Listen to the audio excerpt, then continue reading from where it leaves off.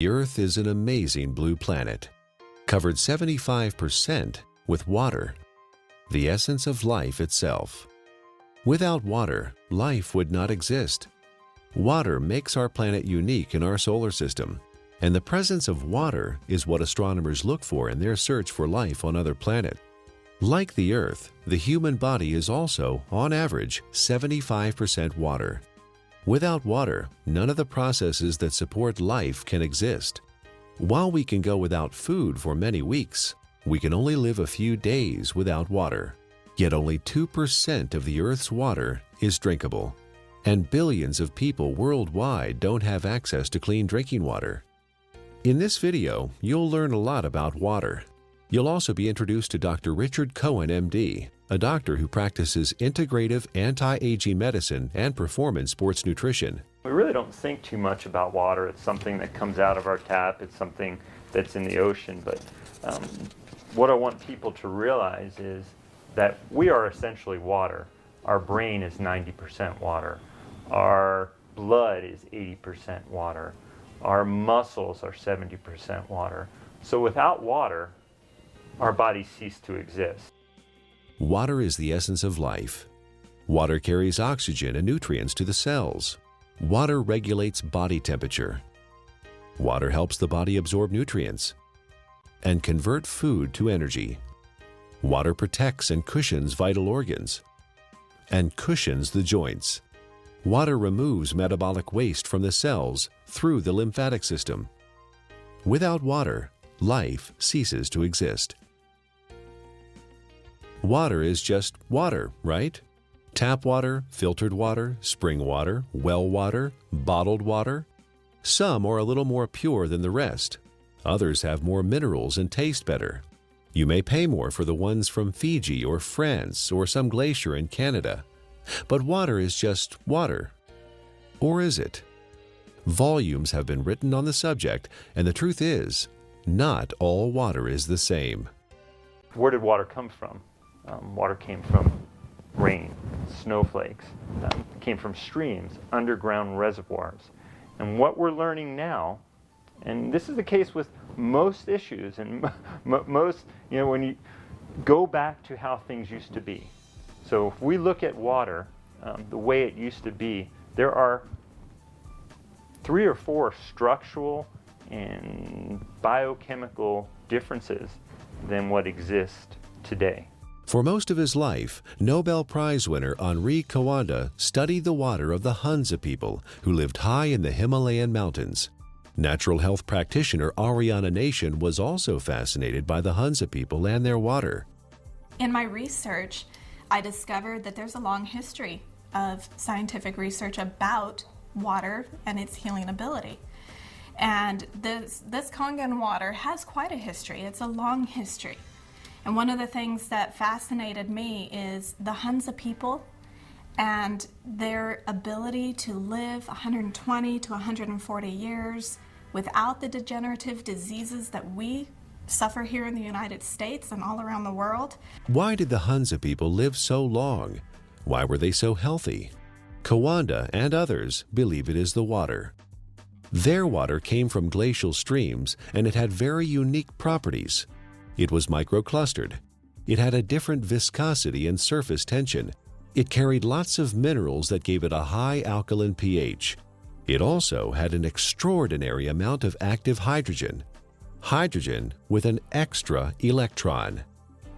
The presence of extra electrons made the water an antioxidant. All these properties combined contributed to the health and longevity of the Hunza people. Water similar to that of the Hunza people are found in other places around the world.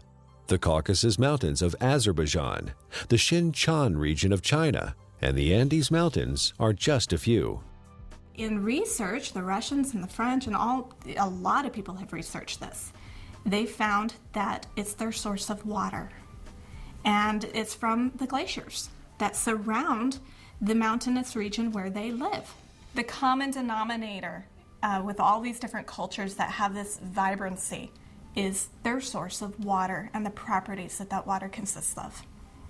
When we look at natural water, there are 4 or 5 different properties that are critical. So while adding a mineral buffer to filtered water is certainly more beneficial to get some of these mineral salts into our body, it still doesn't create that same process of having these free electrons, to having the negative ORP. It still does not create a microclustered state. Okay, and those three in and of itself, even if you're filtered, you're losing those benefits, or you're not gaining the benefits of what's seen with natural water. So while it's a small step to take, beneficial, as opposed to drinking acidic water, it's not providing the same benefits. Is the tap water we drink today anything like the glacial milk that the Hunza people drink? Not even close. It has lost most of its living energy properties as it has traveled through our municipal water system. It is free of pathogens most of the time, but now carries chlorine, fluoride, and chlorine byproducts. It is sometimes contaminated with radium, rocket fuel, and pharmaceuticals like birth control pills. If your pipes are old, your water may be contaminated with lead or other heavy metals. And if the water where you live is acidic, water treatment plants add lye or ammonia to make it neutral. Not exactly glacier milk, is it? Where going back to the natural state of water is essential and critical for health. But we haven't done that, have we? Instead, we came up with a better answer: bottled water. Last year, Americans spent more on bottled water than on iPods or movie tickets. $15 billion. Every year, we pitch 38 billion water bottles into landfills. Over $1 billion worth of plastic. Only 9% of plastic water bottles are recycled. 91% become litter or landfill. A large percentage of this trash finds its way to the oceans, where it ends up part of a floating island in the Pacific, twice the size of Texas. But you do understand chemicals and toxins in your water are not healthy. And we do understand that having a plastic dump the size of Texas floating around in the Pacific Ocean and now is broken down into micro little plastics and getting into fish and other animals is not a good thing. The environmental cost of bottled water is not just the trash it generates. It requires 2 liters of oil to make a 1-liter plastic bottle and transport it to the consumer. Spending thousands of dollars to ship water from Fiji to drink in the United States, and the energy that requires to do that is ludicrous. More than 1 million bottles a day of Fiji water, untouched by human hands, is produced in a country 6,700 miles away from California and transported halfway around the world for our consumption. At the same time, more than 50% of the people in Fiji don't have access to safe drinking water. Oh, by the way, you might want to know that by the time Fiji water gets to you, it is only slightly alkaline and has a positive ORP. It's not Fiji water anymore. Is bottled water any better than tap water? Given what it costs, it should be, but it's not. In fact, a significant percentage has more contaminants than are allowed in tap water.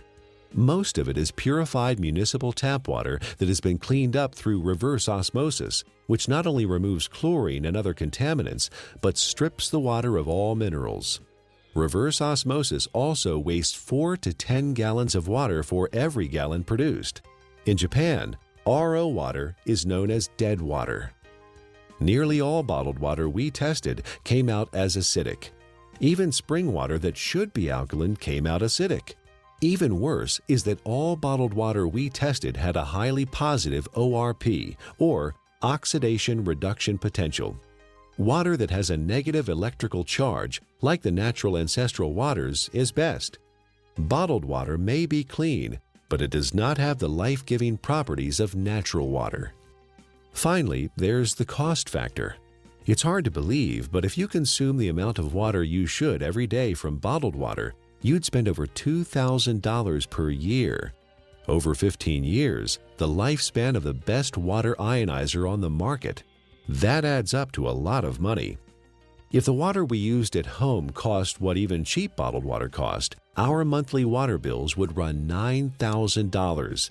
$15 billion per year is spent on bottled water in the U.S., and over $1 billion worth of plastic ends up as trash. Is there a way to save the earth and save money at the same time? You know, spending $2 for a small 12-ounce bottle of water is, 5, 6, 7 times more expensive than fueling your car. Doesn't make sense, does it? Especially when you're buying water that is acidic. You're buying water that may be devoid of minerals. You're buying water that has a positive ORP that is damaging. Doesn't make sense, does it? Maybe there's a way to produce your own clean water. Well, it would be nice to have a glacier in our backyard, or it would be nice to have a fresh mountain spring that's just percolating out of an aquifer in the earth. Most people don't have that. But what we do know, interestingly enough, is in places where that does exist, one of the key components is this clean, natural-based water.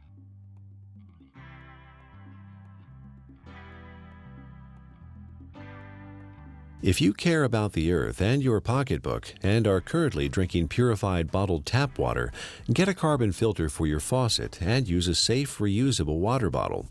However, if you want to improve your health, drinking ionized alkaline Kangen water is a better choice.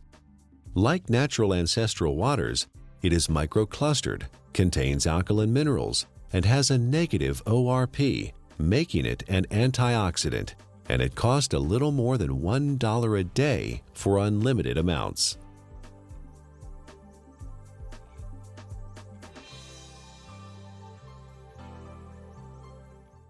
There's no doubt that the U.S. is experiencing a crisis in healthcare. We spend more on healthcare than any other country, but rank just 37th out of 191 in performance. For the first time in the last 200 years, U.S. life expectancy is expected to decline, not increase. You die earlier and spend more time disabled if you're in America than in most other advanced countries. According to the Centers for Disease Control, over 60 million people in the U.S. are obese. That's 34% of the population. 50 million people have high blood pressure. 13.5 million people have coronary heart disease, with 1.5 million suffering heart attacks every year. 16 million people have type 2 diabetes. 41 million are pre-diabetic.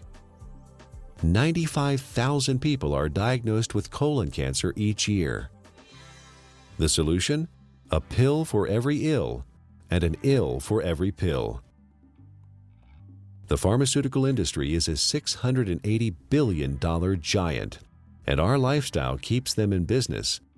Eat, drink, and be merry, then call 911 for a surgeon. Fortunately, we are experiencing a paradigm shift, a sea change in how many people view their health, from treatment of symptoms to prevention and optimal wellness, from disease care to health care. Many experts in new medicine or new biology believe that dehydration and chronic acidosis are the underlying causes of many diseases. They believe we are chronically dehydrated on top of being overly acidic due to our modern diet and lifestyle.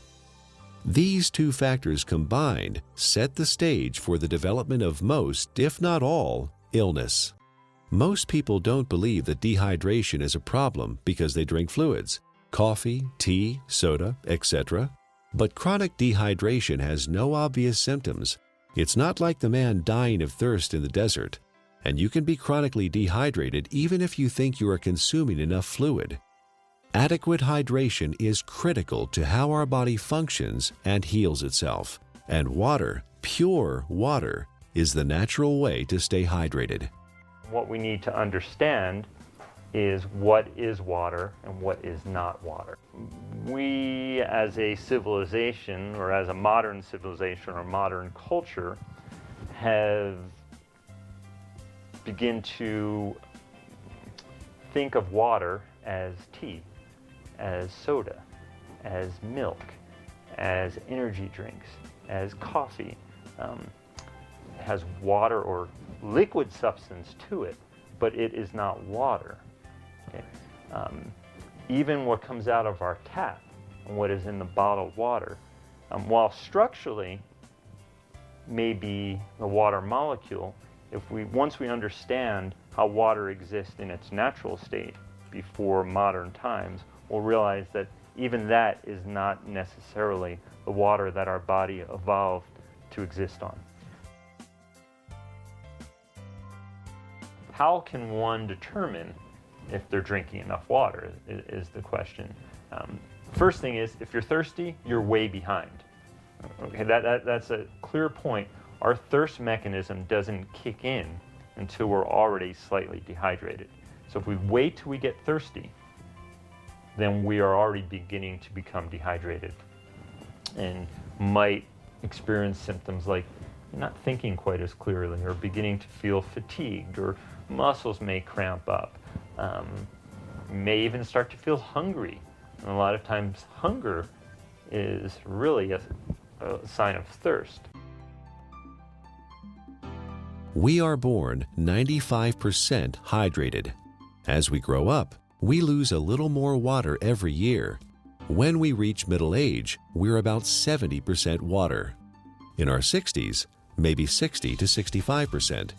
A steady decline until death when we are just 50% water. There are several signs of chronic dehydration that arise when the body enters survival mode and begins to preserve water for the most vital functions. There are 5 distinct conditions related to chronic dehydration where the body begins to ration water: asthma, allergies, hypertension, constipation, and type 2 diabetes. Symptoms include exhaustion, lack of energy, headaches, skin problems, obesity, and joint pain. Finally, and perhaps most importantly, the acid-alkaline balance of the body is disrupted, leading to chronic low-grade acidosis and a host of modern diseases related to that condition. Don't wait until you're thirsty. Have a glass of ionized water. It's microclustered, alkaline, and contains active hydrogen and bicarbonate buffers. Critical is first thing in the morning, wake up and have a big glass of water. Make sure you drink a big glass of water through the day and see how you feel. It's sometimes incredible, and the effects can be very dramatic. People have never really had clean, natural water.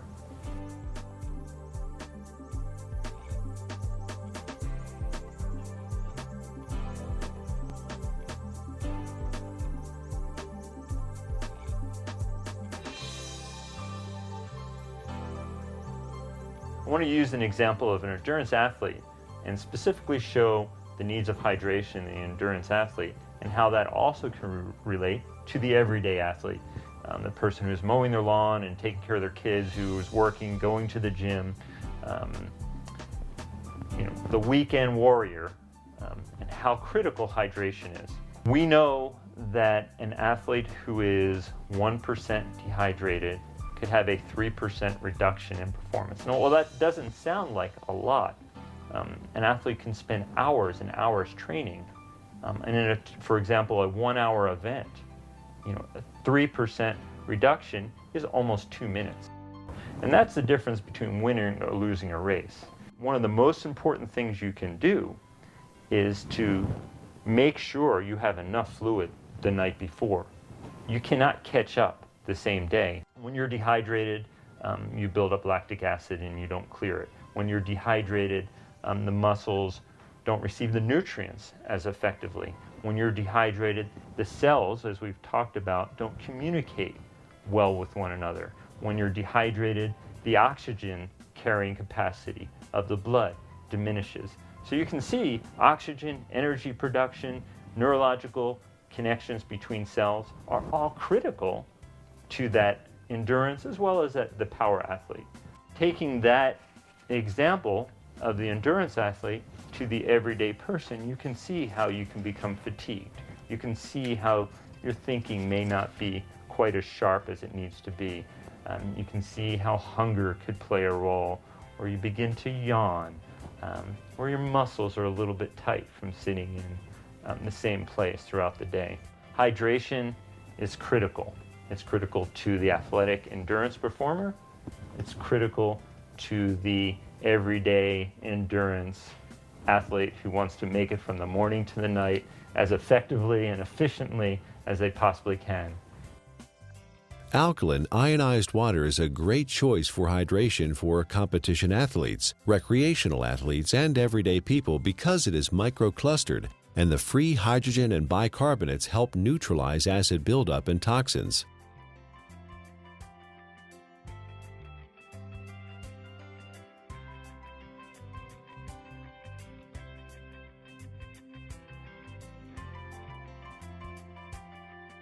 Chronic low-grade acidosis is a condition that develops over time and affects the quality of life and our ability to enjoy optimal health. It starts with our diet, acid-forming foods and drinks. Our sedentary lifestyle, poor digestion, and poor elimination add to the problem.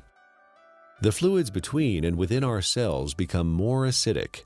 To maintain balance, the body mobilizes buffers, minerals, and hydroxyl ions from the bones and other tissues. This, in turn, leads to osteoporosis, and the overall process results in poor health, chronic illness, arthritis, and sluggish lymph system. An acidic condition for the body is very unhealthy. When the body is chronically acidic, illnesses can develop.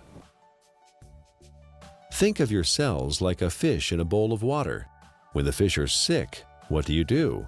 Do you give them a pill? Of course not. That would not solve the problem at all. They would still be sick.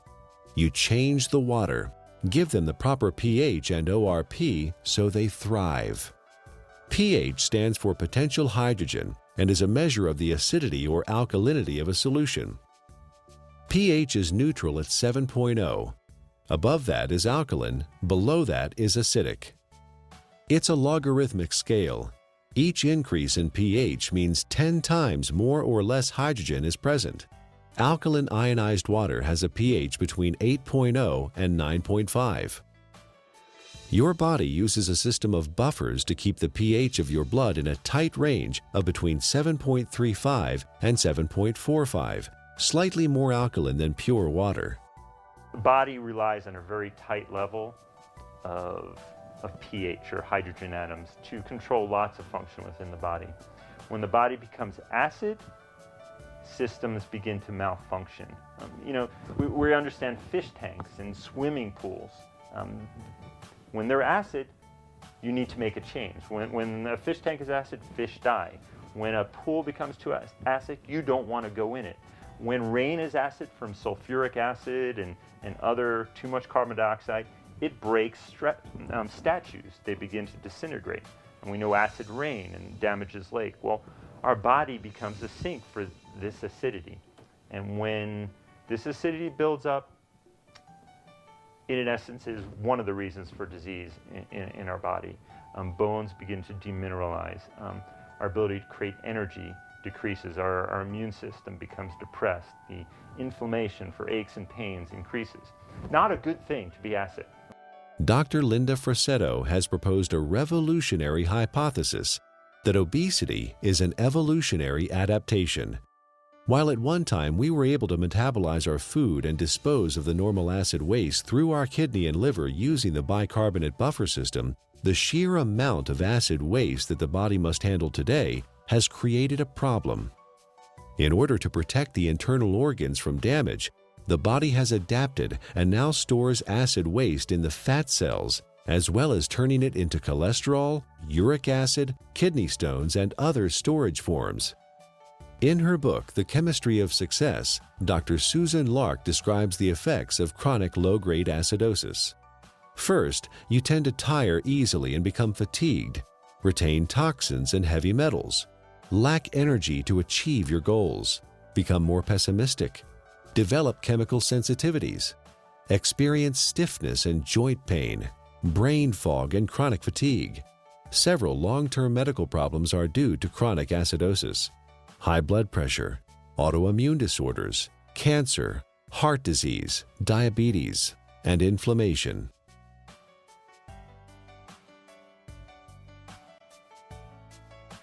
%80 of the foods we consume leave behind acid waste that the body has to deal with. A trip down the modern grocery store aisle finds very few alkaline-forming foods. Even the foods we think of as wholesome and nutritious leave behind metabolic waste products that are acid. And of course, junk food falls into the acid-forming category. Most of the fluids that people consume today are acid. Sodas contain citric acid, energy drinks, phosphoric acid, and caffeinated beverages, and coffee, and many different commercial teas. Sugar, acid. Tap water, acid. Not a good thing for our system. Natural water is alkaline. Fruits, vegetables are alkaline. Stress-reducing activities are alkaline. So you see the link here. Things that are beneficial to our body tend to be alkaline creating. It allows the body to buffer damage of its processes of energy production. In addition to our diet, there are several ways our modern lifestyle increases the acid load on the body. Physical and mental stress reduce oxygenation and blood flow and increase muscle tension. Strong emotions like anger, fear, hostility, anxiety, or excitement. Vigorous exercise, which produces lactic acid, pyruvic acid, and CO2, decreasing muscle pH. Frequent airplane travel with cabin air lower in oxygen and higher in CO2. Over-the-counter and prescription medicines and vitamins. All these things produce more acid for the body to deal with. Consuming more acid is like consuming and sucking life out of your system. You have a certain ability to buffer that, and you will break down. So water in its more alkaline state, it provides it more of a capacity, to handle some of the stressors of life that we face, or the choices that we face. Drinking ionized alkaline water, the equivalent of ancestral or glacial water, is an affordable, practical, and accessible solution to provide the body with a constant stream of alkaline bicarbonate buffers to neutralize acidity with no side effects. The cycle of wellness begins with a diet that contains more alkalizing foods and ionized alkaline water. Moderate exercise, good digestion, and complete daily elimination are also important. This leads to more alkaline fluids within and outside of the cells. Calcium and other minerals support bone density instead of being used as buffers. An alkaline body leads to better digestion, less illness, fewer colds or flu, a feeling of well-being, better lymphatic flow, more energy and stamina. Alkaline ionized Kangen water provides hydration, alkaline buffers, and antioxidant activity, which keeps the body in homeostasis, allowing it to heal itself.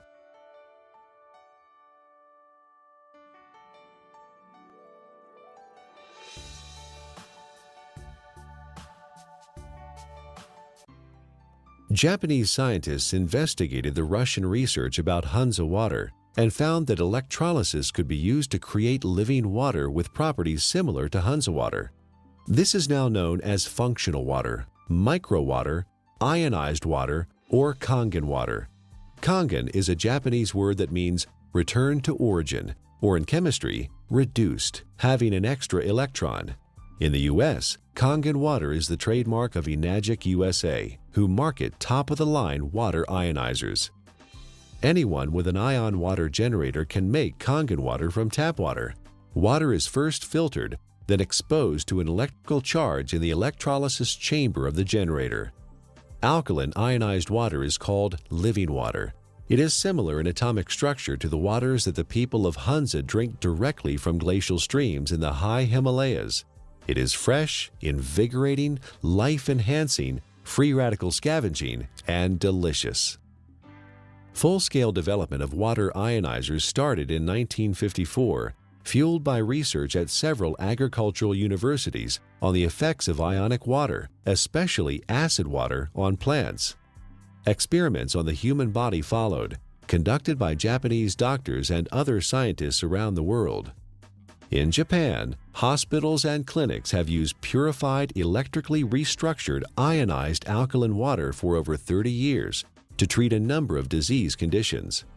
Following efforts by Japanese medical doctors and agricultural doctors, the water ionizer was approved for medical therapeutics by the Japanese Ministry of Health and Rehabilitation in January 1966.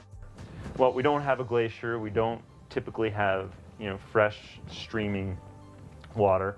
One way to do it, and this has been studied by the Japanese, is a process called ionization. It's actually running some electricity through the water, and it breaks the filtered water into some of the natural properties. It provides the microclustering. It increases the alkalinity. It provides a high ORP, or these free electron states, to the water.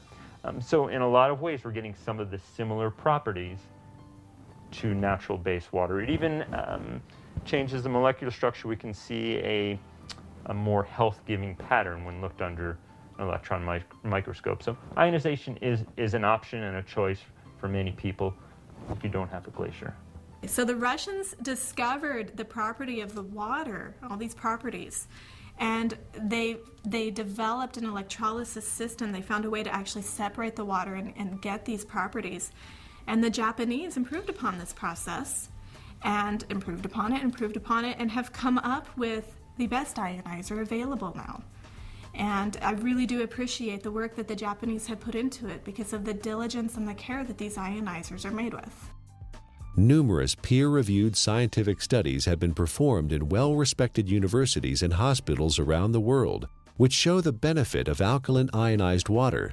Some of those benefits are weight loss, releasing toxins and stored body fat, normalize blood sugar, support healthy colon function, resolve urinary tract infections, relieve asthma and chronic respiratory conditions, stop abnormal gut fermentation, reduce proliferation of candida, fungus, and undesirable microforms, reduce chronic pain, improve wound healing with oxidizing acidic ion water. The most important thing, we don't want to drink water that has pollutants, and that could be harmful to our system. So when we're drinking water, it would be nice to know that what you're drinking is clean.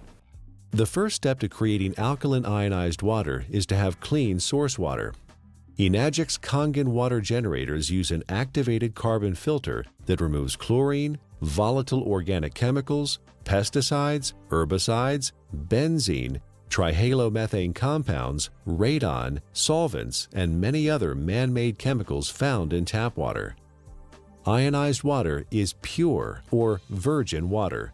Everything water has been exposed to leaves an electromagnetic frequency signature or imprint. Ionized water is virgin water because the EMF have been reset. There are 4 very specific properties to these healing waters that are found in these mountainous regions that are flowing from the glaciers. And there's been a lot of research on this. The Russians discovered it, and they discovered a way to make it. And those 4 properties are, it's hexagonal, and what that basically means is it's shaped like a snowflake. You look at it under a microscope. It's beautiful. It's crystal structured. Ionized water has been restructured. The water molecules cluster in groups of 4 to 6 instead of the normal 10 to 15. Nuclear magnetic resonance has documented this difference. The reduction in cluster size helps the body absorb ionized water more quickly and efficiently. Also microclustered, micro meaning small clusters. It's broken down very small so the body can easily absorb it. It's very bioavailable. It was very alkaline. pHs around 9.5. Some were found at 9.0. So it really helped the body as far as not adding acid waste to the body and helping to keep the body very alkaline. You may hear a term, it's called clustering. The water molecules naturally exist in a cluster, and some people call it hexagonal, which would be 6. So they naturally exist in a cluster of 6 water molecules. The water as found through taps and commercial water sources is a much larger cluster of water molecules. There are many beneficial properties to that, and it enhances the body's ability to hydrate. I was really excited when I started actually to quote-unquote play with the water in my own kitchen with different supplements, with powders and tea and oil and all the different things that I worked with. And you could really see the life to the water. I could put, for example, my green vegetable powder drink in Kangen water versus a bottled water and a tap water, and actually see that this water has an energy to it. In fact, it will stir itself and become very, very absorbable, and you can watch that happen within the water. You can watch it make tea instantly, whereas other waters cannot do that. It cannot get in and penetrate those nutrients and pull those nutrients out and put it right in the water where you're drinking it, where it can then go in and penetrate your cell walls at that same level. Many people complain that they find it difficult to drink large amounts of water because it makes them feel bloated and heavy. Regular water, tap or bottled, is composed of large clusters of water molecules and has no life energy or electrical charge. It sits in your stomach like a stagnant pond. In contrast, drinking ionized alkaline water is easy because it tastes much better than tap or bottled water, and the smaller molecular cluster size and life energy it carries allows it to be absorbed more quickly. And the other feature is it has a negative ORP, and what that stands for is oxidation reduction potential. Not to get real big and fancy, a lot of people are like, oh, what is that? It is the ability of that water to reduce the oxygenation of the body. And the property of the water that actually gives it this negative ORP, or the potential to reduce the aging in our body, is the active hydrogen that it consists of.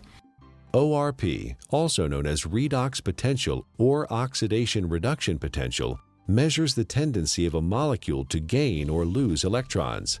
It is measured in millivolts. When a substance has an electron to donate, it measures with a negative charge. When a substance loses an electron and is positively charged, the ORP is plus. Negatively charged substances act as an antioxidant. Positively charged substances act as oxidation enhancers. What we have learned to understand is this water in its energetic state has an abundance of free electrons. Okay? The Earth is loaded with free electrons, and where that comes from is lightning strikes. Okay? So we have all this energy potential in the Earth that's imparted to the water. And when we consume the water, you're basically consuming a antioxidant. We know vitamin C, vitamin E, all these particular nutrients that you may take. In its natural state, water has a similar, even perhaps more powerful ability to quench out free radicals or inflammatory processes that may occur from natural processes within our body to create energy, to fight infections, as well as to quench out some of the destructive things that we may do in our modern life, from pharmaceutical agents, cigarettes, alcohol, over-exercising, stress. Water can help buffer that in its natural state. Like natural ancestral water, ionized water holds a measurable negative electrical charge. This is what gives the water vitality or life energy. Almost all other drinking water available to us has a positive charge, which means they are oxidizing agents. Only negatively charged water can efficiently flush out toxins and poisons in the body at the cellular level and neutralize free radicals. A free radical is a molecule of oxygen that has lost an electron and is positively charged. It is also known as active oxygen. This active oxygen is hunting for a replacement electron from somewhere else in the body. Active oxygen damages the cell membrane and even DNA. Antioxidants produced by the body and from our food provide free electrons to stabilize active oxygen-free radicals. Ionized water is one of the most powerful antioxidants known. Ionized water has millions of hydroxyl ions per glass. No other water has this incredible benefit. Acid alkaline is the amount of hydrogen that's present. When there is tremendous amounts or a large amount of hydrogen, a system is termed acid. The pH is considered low. When there is lesser amounts of hydrogen, it's alkaline. The second component of water in its natural state, as we just spoke about, was having natural minerals. Okay? Right. Being able to get these nutrients which are critical to our health, and those don't exist for the most part in commercially bought or tap waters. Water in a alkaline state provides the body with a greater capacity to buffer some of the natural processes that stress the body, as well as the lifestyle processes that also stress the system. And drinking water in a natural alkaline state provides you with a substance that is not acid, that is not damaging to your system. So you can look at it from two different ways, eliminating all the unhealthful things that we don't even think about and consuming clean, natural base water. Is ionized alkaline water safe for anyone to consume? Certain medical conditions require fluid restriction, so you should follow your doctor's advice. For these people, because of the unique imbalances that are created, extra fluid is not processed well. So the standard conventional mechanism, don't take fluid because you can't process it. Let's minimize it. While the cells intracellularly are starving. See, the problem is that the fluids can no longer get into the cells effectively. Is it because people are not drinking or haven't drinking natural water? Certainly one component of it. It has to do with the health of the actual cellular membrane. So for these people, well, I don't want to say drink all the water you can, but I think you will find for whatever water that you can, or fluid that you can, by consuming water in a natural state, you may begin to enhance the intracellular component of the water and lessen some of that extracellular water that exists. And in doing so, you may find that your fluid intake may gradually increase, and that would be beneficial.